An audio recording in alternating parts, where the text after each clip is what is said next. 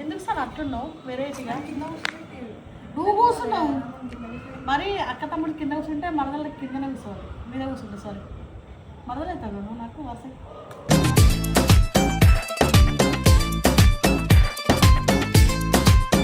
నేను ఎన్నో వీడియోలో చెప్పినా మళ్ళీ ఈ వీడియోలో పెట్టుకుంటాను. మీరు ఎన్నిసార్లు అయినా ఎవరైనా పేరు తెచ్చుకోండి, నేను అసలు పట్టించుకొని నేను పిచ్చర్ లైట్ తీసుకున్నాను అన్నిటికీ. అందరికి ఆన్సర్ చేయాల్సిన అవసరం నాకు లేదు. తను కూడా హ్యాపీగా ఉన్నాడు, నేను కూడా హ్యాపీగా ఉన్నా. ఎవరి రిలేషన్స్ వాళ్ళకు ఉన్నాయి.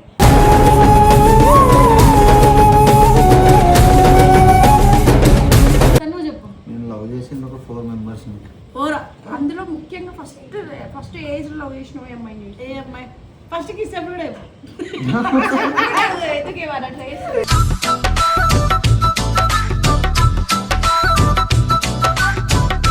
నా ఫోన్ కూడా పగిలిపోయింది. అప్పుడు మమ్మీకి కాల్ చేసింది, మమ్మీ దగ్గర నంబర్ ఇట్లా లెగ్ కట్ చేసిర్రు అని చెప్పిన. నేను ప్రాంక్ చేసిన, నా ప్రేమిస్తుంది లెగ్స్ తీసేసిర్రు నాయి అంటే మనం కూడా కొంచెం మెచ్యూర్డ్గా ఆలోచిస్తాం కదా. లెగ్ తీసేసిర్రు, నేను హ్యాండిక్యాప్డ్ అయిపోయినా అని చెప్పిన. చెప్తే నన్ను వదిలేసింది కదా.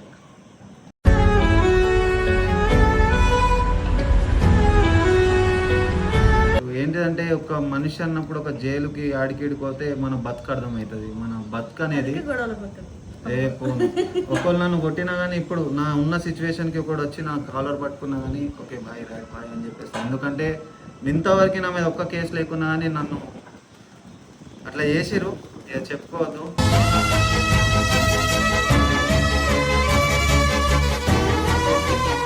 ఏమైనా కానీ నేను ఒక్కసారి జైలుకి వెళ్తా అనే మూమెంట్ మా అమ్మ వచ్చి కాళ్ళు పట్టుకుంటే దండం పెడతా సార్ పోలీసు వాళ్ళకి అట్లా ఇట్లా అని చెప్పింది. నా పర్సనల్ చెప్పుకుంటున్నా. అప్పటి నుంచి నన్ను రియలైజ్ అయినాక మా అమ్మ వచ్చి ఏడ్చు జైలు పోతున్నా అంటే వద్దు సార్ నా కొడుకున్నట్లా ఇట్లా అని చెప్పేసి మాట్లాడిచ్చి ఏదో ఒకటి చేసి తల్లి పేగు చూడు ఎలా తల్లడిల్లిపోయేనయ్యా. అందరు బాగానే ఉన్నారు, అందరు ఫ్యామిలీస్ బాగున్నారు, అందరు రిలేషన్స్ బాగున్నాయి, అందరు హ్యాపీగా తిరుగుతున్నారు. ఫైనల్గా నేను మాత్రం ముడిచిపోయినా. ఇదైతే నాకు క్లారిటీ ఉంది ఒకటి.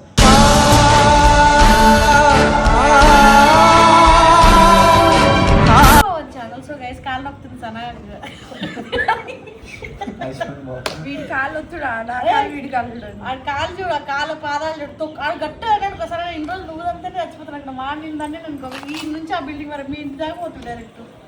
ఎందుకు సార్ అట్లున్నావు వెరైటీగా నువ్వు కూర్చున్నావు మరి అక్క తమ్ముడు కింద కూర్చుంటే మరదల కిందనే కూర్చోవాలి మీద కూర్చుంటే సారీ మరదలు అవుతావు నువ్వు నాకు వరుస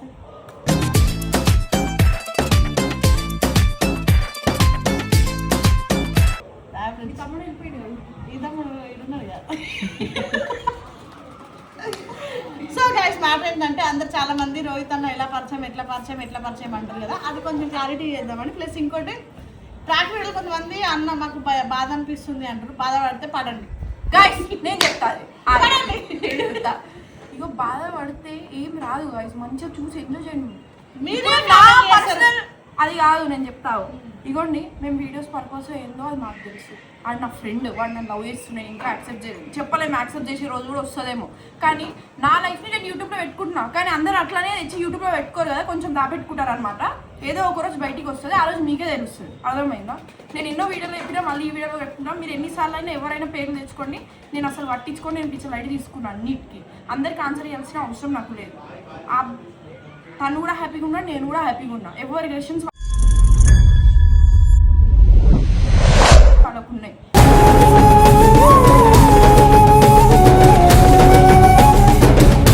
సో గైస్ మ్యాటర్ ఏంటంటే మావాడు ఫస్ట్ దీనికి పరిచయం ఇన్స్టాలా అంటే హాయ్ బాయ్ ఫ్రెండ్స్ అన్నమాట. బ్రేకప్ అయినప్పుడు దాని తర్వాత నేను మెసేజ్ చేసిన హాయ్ బ్రో ఎలా ఉన్నా అంటే అక్క బాగున్నా అదేదని మీరు మెసేజ్ ఒకసారి రావచ్చు కదా అంటే ఎందుకక్క అంటే సనతో ట్రాక్ వీడియోస్కి ఒక పర్సన్ కావాలరా డల్ అయిపోయింది చాలా అంటే అన్నంగానే విత్ఇన్ అంటే వచ్చిండు చెప్పడం ఒక రోజు కదా ఒక రోజు మాట్లాడుకున్నాం.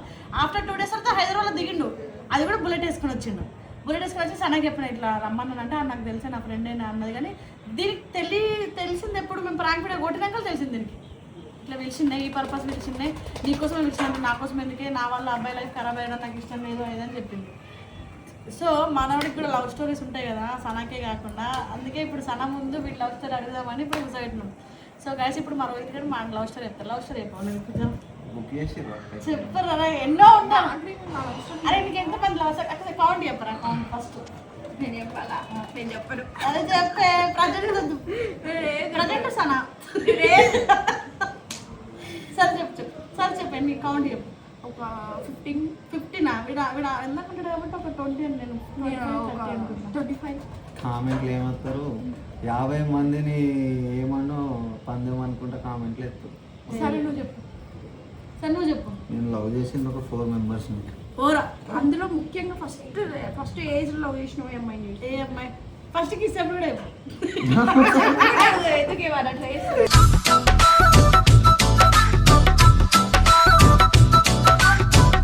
సరే సరే అంటే తెలుసుకోవద్దా కంప్లీట్ కాదు.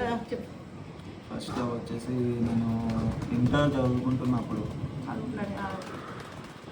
అనిపించింది ఆమె ఎంత లాయల్ అంటే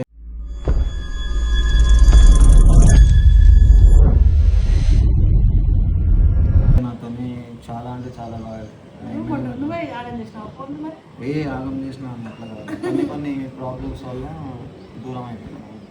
అప్పుడు ఎట్లా ఫస్ట్ లో బ్రేకప్ అయితే ఫీల్ ఎట్లుంటుంది? ఏం చేసినావు? చీచ బుక్ పనులు ఉంటాయి కదా, సిగరెట్లు తాగడం మందు. అరే గాండు గాన్న అని చెప్పేసి ఓ అమ్మ, అరే ఫస్ట్ క్రష్ గాండకి ఉండదు తమ్ముడు, ఖచ్చితంగా సఫర్ అయ్యేది ఉంటుంది కొంచెం. నేనేంటిదంటే నీ అమ్మని అది కాకపోతే ఇంకొకటి నన్ను కన్నందుకు నా తల్లికి అది పేరు తీసుకురావాలి అక్క. ఇప్పుడు ఆయన వదిలేసింది ఈరోజు అని నువ్వు చెప్పేసి. లేకపోతే ఇంకొకటి అంటాడు, నీతో మాత్రం ఆగలేడు.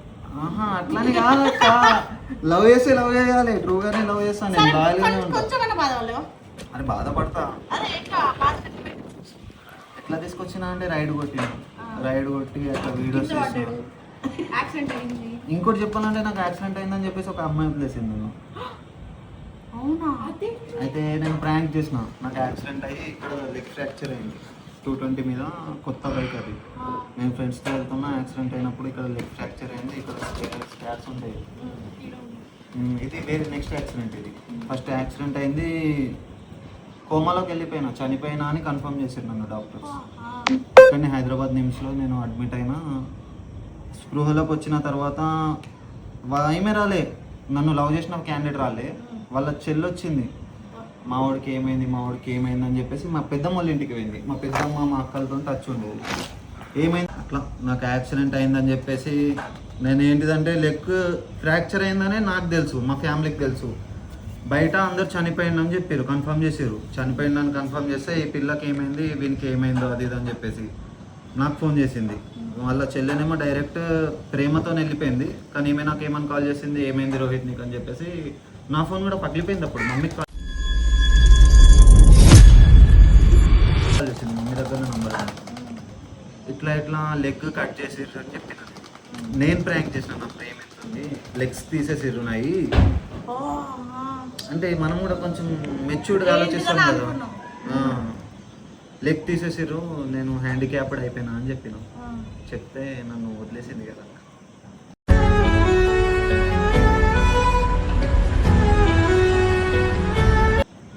అంటే కాలు లేదని చెప్పేసి బ్రేకప్ చెప్పింది. వాటెవర్. ఆమె సేఫ్టీ చూసుకుంది, ఇలాంటి వాడితో నాకేంటి మంచోడు చూసుకుందాం అనుకుందేమో. అది ఎక్కువ బాధ అనిపిస్తుంది, ఫస్ట్ లో ఎక్కువ బాధ అనిపిస్తుంది, సెకండ్ నా లైఫ్లో మోస్ట్ థింగ్ బాధ ఏదంటే, ఒక అమ్మాయిని నేను వదిలేదు, కొన్ని ప్రాబ్లమ్స్ వల్ల మేము విడిపోయాం. ఆ అమ్మాయి అంటే నాకు చాలా ఇష్టం. ఇప్పటికీ నాకు ఏదున్నా తన మెయింటెనెన్స్ మొత్తం, ఏదున్నా మెయింటెనెన్స్ చేసుకుంటుంది నన్ను. బైక్ అంటే బైక్, ఏదంటే అది, నువ్వు ఎక్కడికైనా వెళ్ళు, నువ్వు ఏదైనా చెయ్యి, నేనున్నా నీకు అది అని చెప్పేసి ఉన్నది. కానీ నాకు కొన్ని ప్రాబ్లమ్స్ వచ్చినాయి, నేను కూడా ఒక దాంట్లో ఇరుక్కపోయినా అట్లా అని చెప్పేసి. ఎన్ని కేసులు ఉన్నాయి తమ్ముడు మీద? నిజం చెప్పరా? కేసెస్ అంటే లేదు, కేసెస్ అంటే ఏం లేవు. మా ఇంట్లో తీసుకొచ్చారు. ఏంటిదంటే ఒక మనిషి అన్నప్పుడు ఒక జైలుకి ఆడికిడికి పోతే మన బతుకు అర్థమవుతుంది. మన బతుకు అనేది ఒకళ్ళు నన్ను కొట్టినా కానీ, ఇప్పుడు నా ఉన్న సిచ్యువేషన్కి ఒకడు వచ్చి నా కాలర్ పట్టుకున్నా కానీ ఓకే బాయ్ రైట్ బాయ్ అని చెప్పేసి. ఎందుకంటే ఇంతవరకు నా మీద ఒక్క కేసు లేకున్నా కానీ నన్ను అట్లా చేసిరు, చెప్పుకోవద్దు.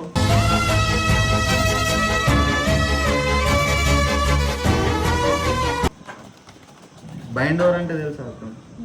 నన్ను బైండ్ ఓవర్ చేసారు 6 ఇయర్స్. నేను 6 months వరకు నా మీద ఏ కేసు ఉండదు.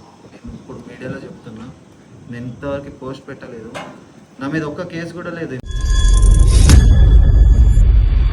ఇంతవరకు. నన్ను సిరిసిల్లలో బయట వచ్చేసాడు. ఎక్కడైనా నా పేరు మీద గొడవలైనా నేను వెళ్ళి గొడవలు వెళ్ళిన 6 months వరకు నేను బయటికి జైలు నుంచి గొడవ వీడు ఏదైనా బయటికి రాను. బయటికి రాను.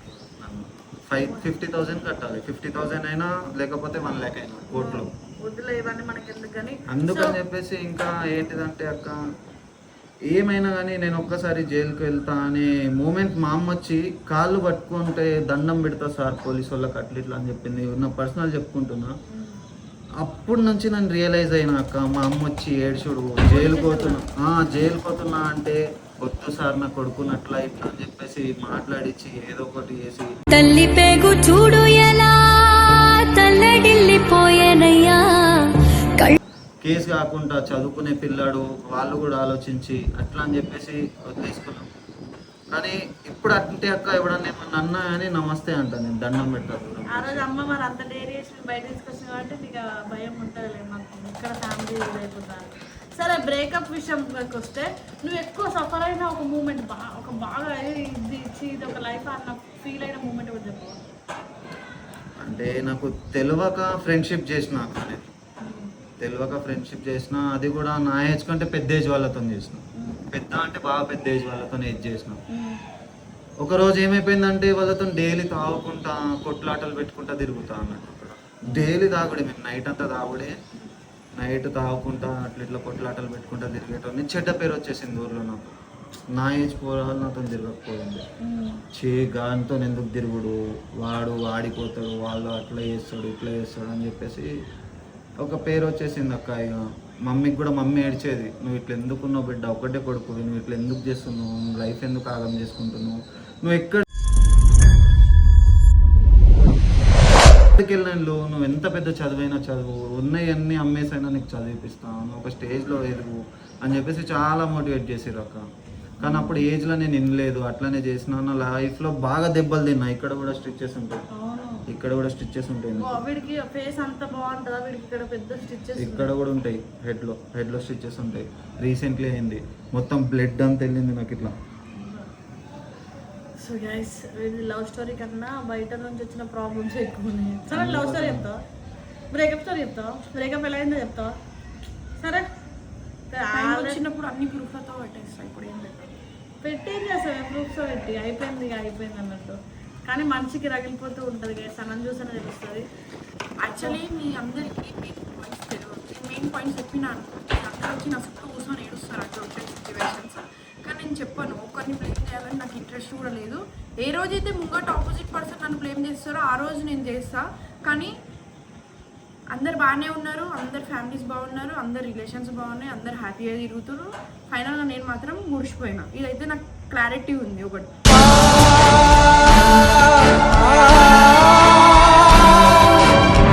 నాకు ఇంకొకటి ఈ రీసెంట్గా అర్థమైంది ఏంటంటే, పైసా ఉంటే ఎవరైనా సరే మంచోళ్ళు అయిపోతారు. ఎంత చెడ్డోళ్ళైనా సరే చాలా మంచోళ్ళు అవుతారు. లైట్ వేసి లైట్ తీసుకున్నా. ఎక్కువ రోజు ఎన్ని రోజులు బతుకుతారో నాకు కూడా తెలియదు. అట్లాంటి మైండ్ సెట్లో ఉన్నా నేను. ఏదో రోహిత్ వచ్చినప్పటి నుంచి కొంచెం నవ్వుతున్నా, బాగా బ్రష్ అవుతున్నా, చాలా సపోర్ట్ ఉన్నాడు నాకు. నేనైతే ఏం చెప్పాను, మంచిగా ఉంటాడు, మంచిగా చూసుకుంటాడు. నేను ఏదైనా సాడ్ సిచ్యువేషన్ ఉన్నా సరే, ఒక్క ఫోన్ చేసినా సరే వస్తాడు. అంతే గైస్. సో గైస్, వీడియో నచ్చితే లైక్, షేర్, కామెంట్, సబ్స్క్రైబ్. మరి నా లక్క చెప్పాలంటే అంతే. నేను ఏమన్నది చెప్తా.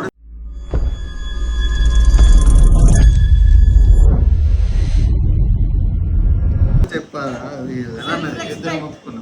సిగ్గు అన్ని వదిలేసి ఒక పర్సన్ కోసమే బతుకుతున్నా.